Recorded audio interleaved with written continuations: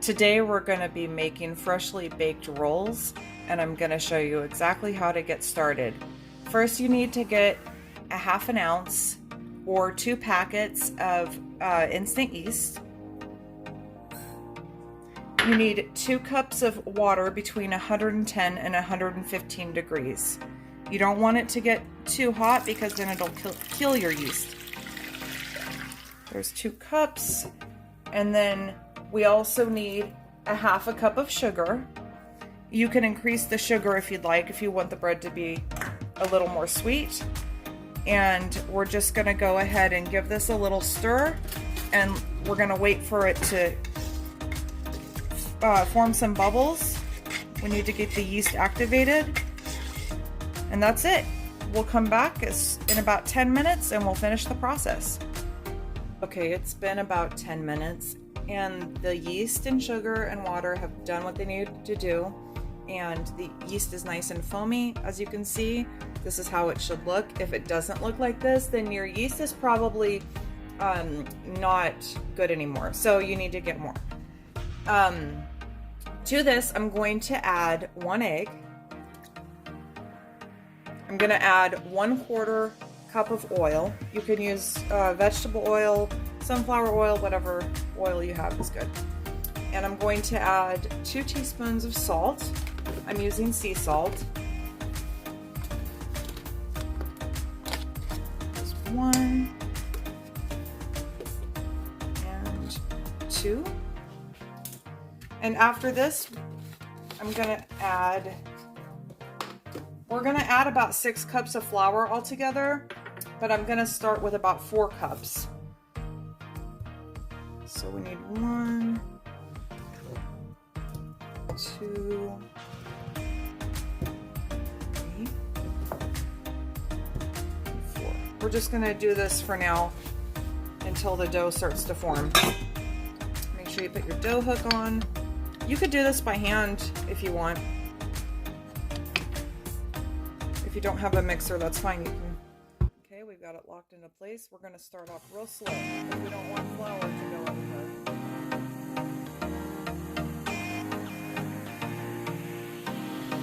This is going to take a few minutes, so just leave it alone.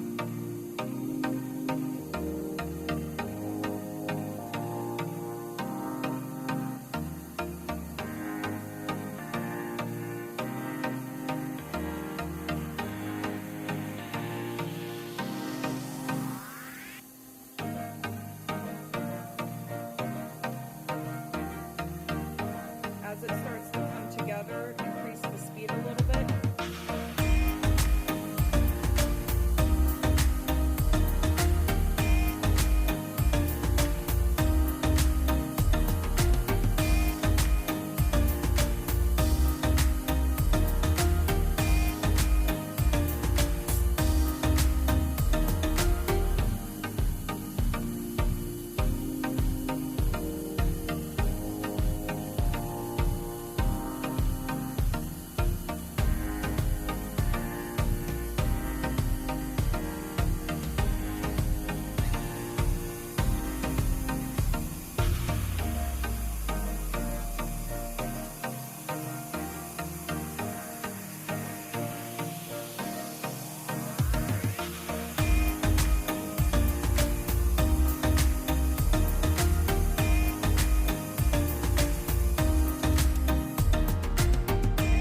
Start adding more flour gradually. I've already pre-measured 6 cups of flour because I know that that's going to be about the right measurement. But it may be, you may need a little bit more depending on, things like humidity. So go ahead and add it gradually and do it slowly. You don't want flour to spill out everywhere.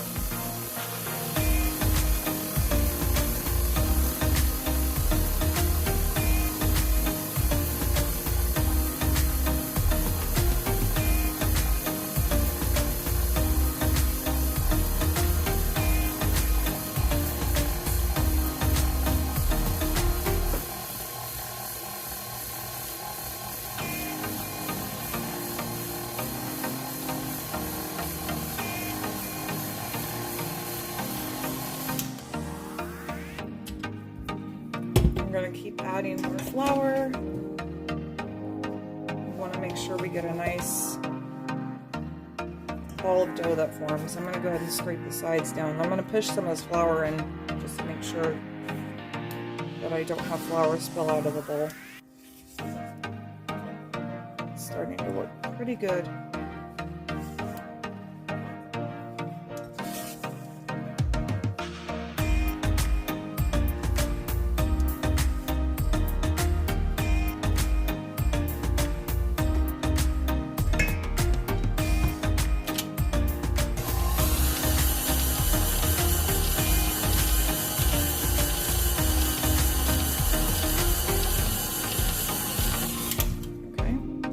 Again.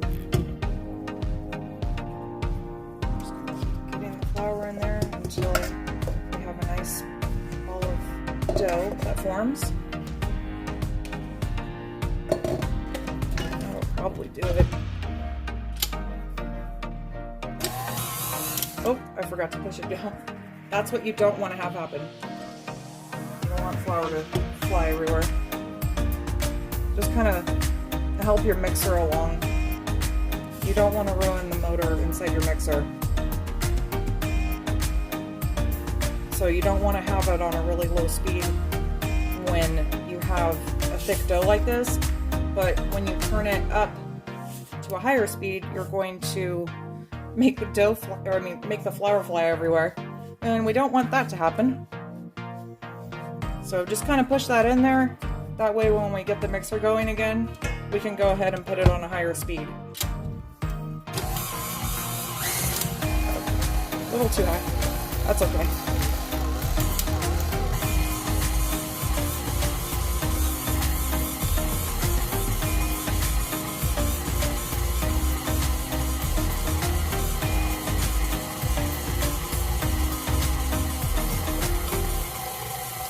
Like I said, you can also do this by hand. Just get a large mixing bowl and do everything with a wooden spoon to start, and then just get in there and start doing it with your hands. All right, I'm gonna stop it right there. Do you see how it's still kind of sticky? Yeah, when you touch it, it's still too tacky, so we're gonna need a little bit more flour. But we don't want to put too much flour, so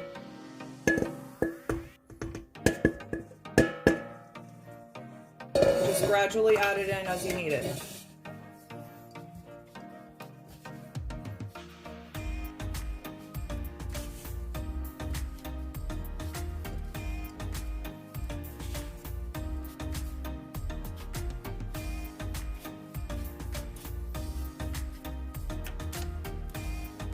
This is looking pretty good. I'm probably going to take it out at this point. I think I'll go ahead and let the mixer mix it up just a little bit more for me. But this is a lot of work on your mixer, so don't ruin your mixer making bread.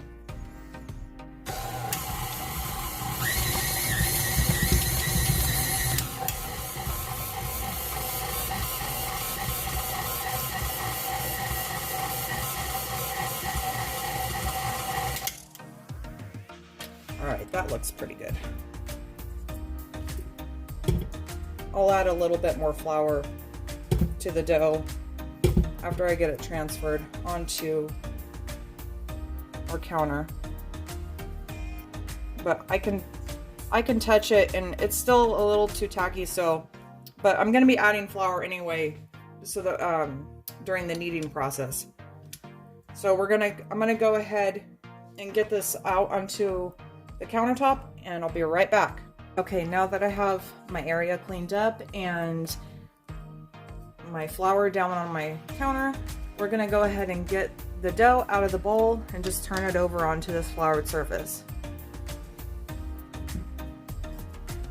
You may have to get in there with your hands and just grab it out.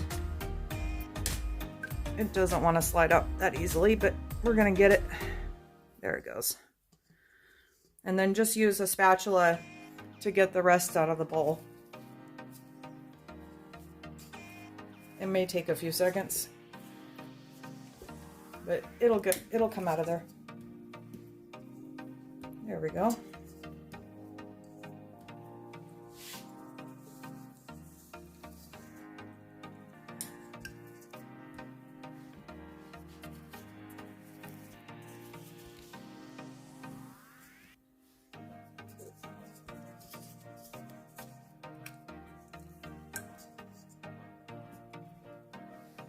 All right. Now that it's out, it's time to start kneading. Put a little flour on your hands.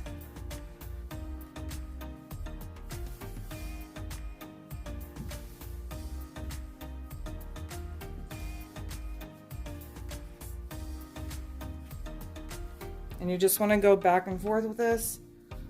Just keep folding it over and pulling. Just fold and pull. And you want to do this for a few minutes. If it starts to get too sticky, add some more flour. And you just got to keep working at it.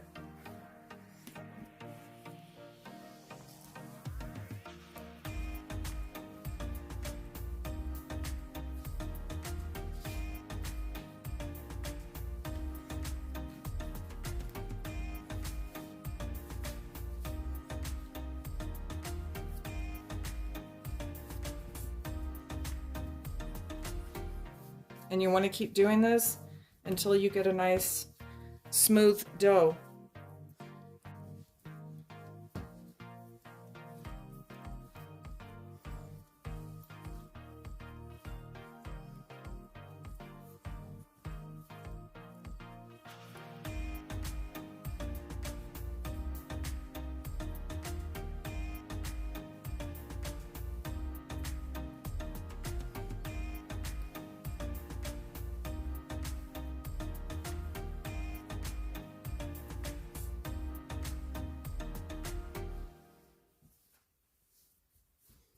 I'm going to go ahead and finish kneading this, and I'll be back to show you what it should look like.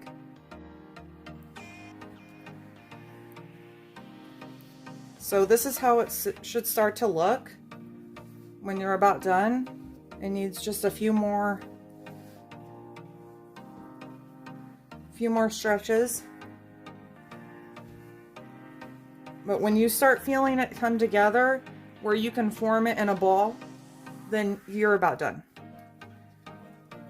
You just want to make sure it's not too sticky. It can be a little sticky. You don't want it to be too dried out either. So it should start to look like this. And you want to go ahead and just form a ball like this, and then we're going to put it, this is how it feels on the top. So we're going to go ahead and put this in a bowl that's been greased all the way around, and then we're going to turn this around in the oil so that it doesn't stick to the top of the saran wrap. Okay, we have our bowl, and we're just going to drizzle some oil in here. This is avocado oil. You can use whatever oil you'd like. And then just move it around in the bowl like so. Make sure you get all the sides, because we don't want it to stick to the bowl. After it rises, we want it to come out really nice and clean. Okay, now we're going to take our dough, place it in the bowl, turn it around to coat it with the oil, get all the sides.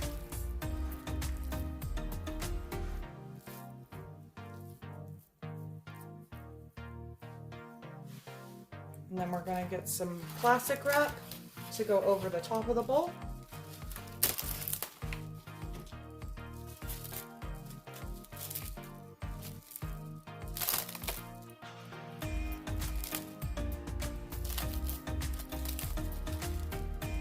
You could also use a wet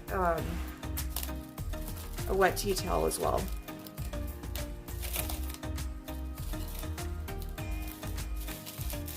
And that's it.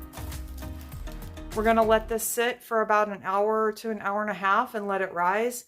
If it's not warm enough in your house, put it near an area that is warm. You could even turn on your oven for a few minutes and leave it near your oven. Don't put it in the oven. You don't want it to be too warm. Another thing you can do is put it inside the oven with just your oven light on, and that should provide enough heat. But it does need to be in the warmest place in your house. Another thing you can do is put it on top of the refrigerator. So we're going to go ahead and get that done, and I'll be back to show you what it looks like. Okay, we have the dough risen. It's been almost 2 hours since I started to let it rise. And you can see that it is more than doubled in size. So we're just gonna go ahead and take this off, and we're gonna punch this down and deflate it. And then we're going to go ahead and turn this out onto our surface.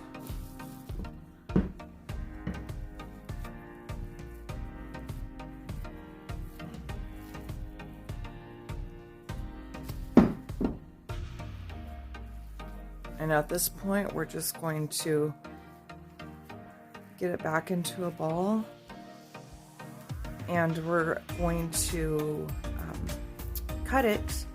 I'm going to cut it in half because I'm going to use half of it for a loaf of bread, and the other half I'm going to use for some rolls for sliders.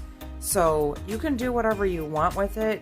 You can make 2 loaves of bread with this, or you can make about 12 rolls and a loaf of bread. You could make different shapes with it. It's totally up to you. So I'm gonna go ahead and get something to cut this with, and we'll get started.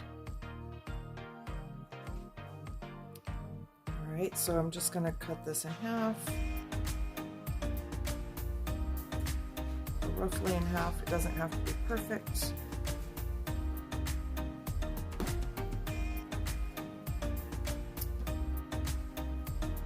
I'm gonna make 2 small loaves with this amount right here of bread, and then with this I'm gonna make my rolls for the sliders.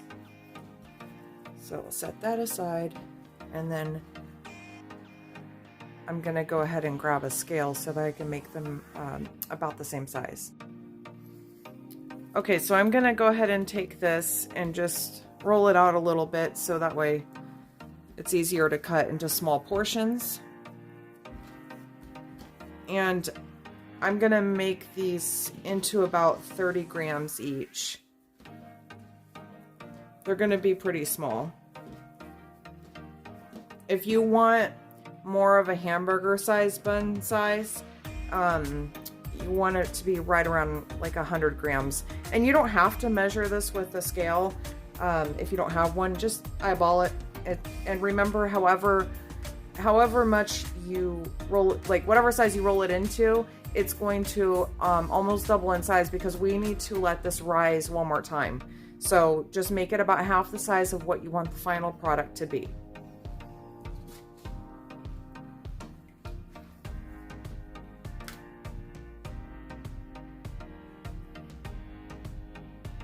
It's 31.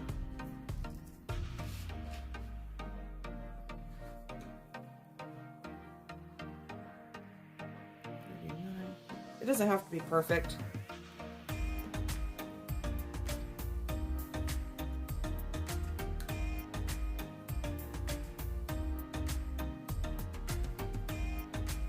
But I do want them to be roughly the same size. I was almost perfect on the first one. There, that's good.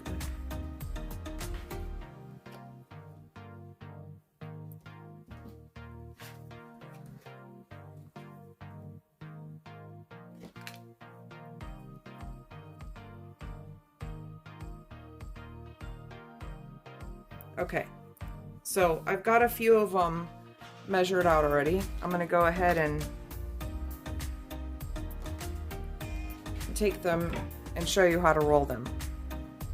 So we're just going to fold them over into themselves. Like, you want a nice smooth surface all the way around.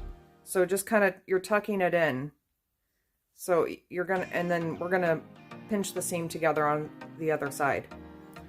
So go ahead and just do this.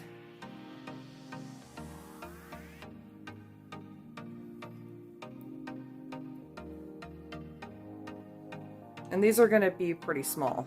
I'm making these for really small sliders. So if you're making dinner rolls, you might want to make them about twice the size of this. So that's what it's going to look like. Just make sure that your seam is pinched together on the other side and that it's a smooth round ball, not a bowl. It might be easier just to kind of flatten it out and then start tucking it underneath. And then this is actually easier to do when they're a little bit bigger.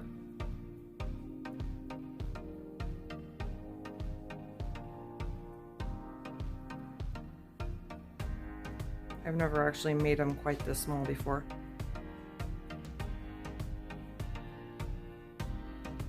There we go.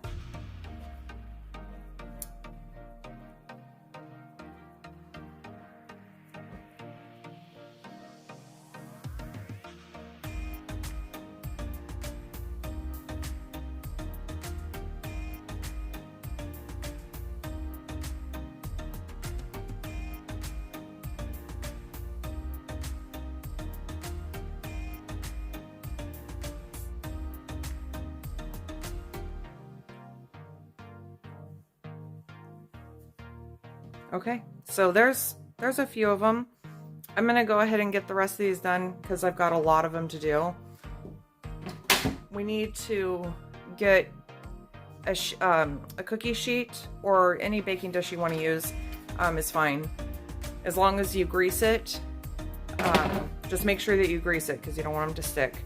And I'm going to put these close together, and then we're gonna let them rise one more time. So I'm gonna get all of these put together. I will come back when I've got them all rolled out, and then we'll go from there. Okay, I have them all rolled out, and this is how they should look. Go ahead and get them on a greased cookie sheet, or you can use like a 13 by 9 inch pan, however you want to bake these. Or you can use a loaf pan, which I'm going to use for the rest of the dough right here. But just make sure that your whatever pan you're using, make sure that it is greased. I do want these a little close together because I actually want to bake these so that they're touching. It just makes them more moist. So we're gonna go ahead and get a wet towel or some plastic wrap, cover these, let them rise for another hour to hour and a half, and then we're going to get them in the oven. And I'll be back as soon as they're done. I actually decided I probably should show you how to get this into the loaf pan in case you've never done it. All you want to do is just take your dough, and you're basically just going to do the same thing you did with the rolls. Same idea. It's just going to go into a loaf pan. I'm just going to kind of fold it into itself. I just want a nice smooth top. And I'm going to take the seam. This is going to be the bottom. So we want to make sure and get that seam nice and close together. And don't worry about it being perfect. It does not need to be perfect. Just make sure you have the right size pan because this is going to rise. So you don't want too small of a pan and you don't want too big of a pan. You want to make sure, here, I'll show you. So this is the pan I'm using, and this is about how much space. This is about the space I like.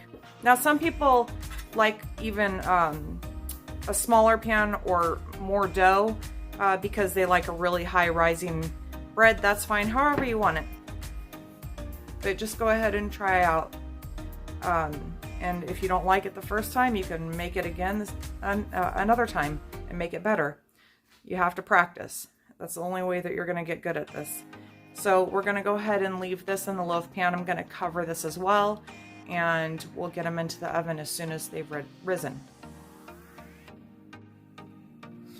Okay, we've let them sit for about an hour, and this is what they look like now. They've almost doubled in size. This is how they should look.